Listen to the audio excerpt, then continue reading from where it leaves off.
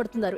గోదావరి వరదతో అంబేద్కర్ కోనసీమ జిల్లాలో లంక గ్రామాలు ఇంకా నీట మునుగుతున్నాయి. తూర్పు గోదావరి జిల్లా ధవళేశ్వరంలోని కాటన్ బరేజ్ వద్ద కొనసాగుతున్న రెండో ప్రమాద హెచ్చరిక కొనసాగుతుంది. ఇక వరద కాస్త తగ్గుముఖం పట్టినట్లు అంచనా వేస్తున్నారు అధికారులు. దాదాపుగా 15,000 క్యూసెక్కుల నీరు గంటలోపే తగ్గడంతో ఈ రోజు రాత్రికి రెండో ప్రమాద హెచ్చరిక ఉపసంహరించుకునే అవకాశం ఉంది.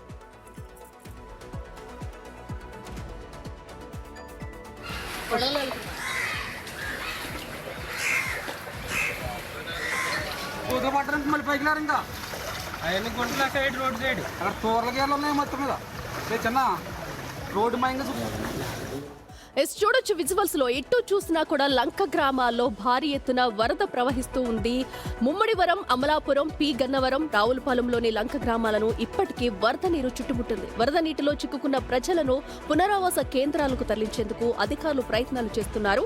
ఆర్టీఓ, జాయింట్ కలెక్టర్ నేరుగా ముంపు ప్రాంతాలలో పర్యటిస్తూ అధికారులను అప్రమత్తం చేస్తున్నారు. స్కూల్ పల్లిపాలెం విలేజ్లో మా టీం అంతా ఇక్కడ పనిచేస్తుంది. ఇక్కడ వరద కొంచెం ఉధృతి వల్ల కొంచెం గ్రామాలు 78 గ్రామాలు ఇక్కడ ఉన్నాయి. ఈ గ్రామాల్లో అన్నిటిలో కూడా వరద రావడం వల్ల ఈ ప్రజలకు ఏమన్నా ఇబ్బంది కలుగుతుందేమన్న ఉద్దేశంతో మా యంత్రాంగం మొత్తం ఇక్కడే ఉండి వాళ్ళకి ఏం కావాలన్నా కూడా దగ్గరుండి అన్ని చూసుకుంటున్నారు.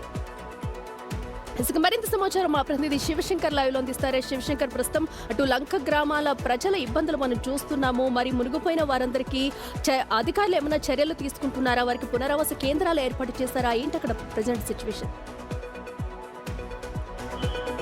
ఇసుకల వరద ఉధృతి ఇంకా పెరుగుతుంది అనుకునే నేపథ్యంలో అయితే నెమ్మదిగా తగ్గుముఖం పడుతున్నట్టు కూడా అధికారులు అంచనా వేస్తున్నారు. ఇప్పటికే ధవళేశ్వరం వద్ద అయితే రెండో ప్రమాద హెచ్చరిక కొనసాగుతూనే ఉంది. కానీ గంటకి 10,000 క్యూసెక్ల నుంచి 15,000 క్యూసెక్లు తగ్గుముఖం పట్టడంతో అధికారులు కాస్త ఊపిరి పీల్చుకున్నారు. కానీ ధవళేశ్వరం వద్ద నుంచి కూడా సముద్రంలోకి విడుదల చేసే జలాలన్నీ కూడా దాదాపుగా 14 లక్షల క్యూసెక్ల నీరంతా కూడా ఇటు పక్కన గోదావరి లంకల్లోకి వెళ్తుంది.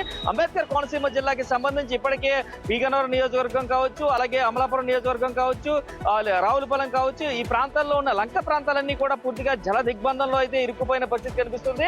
అక్కడికి పడవల ద్వారా అధికారులు వెళ్తున్నారు. ప్రత్యామ్నాయ మార్గాల్లో పునరావాస కేంద్రాలకి అక్కడ ఉన్న గ్రామ ప్రజలందరినీ కూడా తరలించేందుకు ప్రయత్నాలు చేస్తారు. కొంతమంది మాత్రం ఇళ్లను వదిలి రామని చెప్తున్నారు. ఎందుకంటే కేవలం రోడ్డు వరకే ఇప్పటికీ నీరు వస్తుంది కాబట్టి అక్కడి నుంచి కూడా వెనక్కి వెళ్ళిపోతుంది. మాకు హైట్ లోనే ఉన్న ఇళ్లను కూడా కొంతమంది సమాధానం చెప్తున్నారు. వారికి ఆహారం, నీరు ఇబ్బంది లేకుండా చూడాలంటూ కూడా ఇప్పటికే కోనసీమ జిల్లా కలెక్టర్ మహేష్ కూడా ఆదేశాలు జారీ చేసిన పరిస్థితి కనిపిస్తుంది.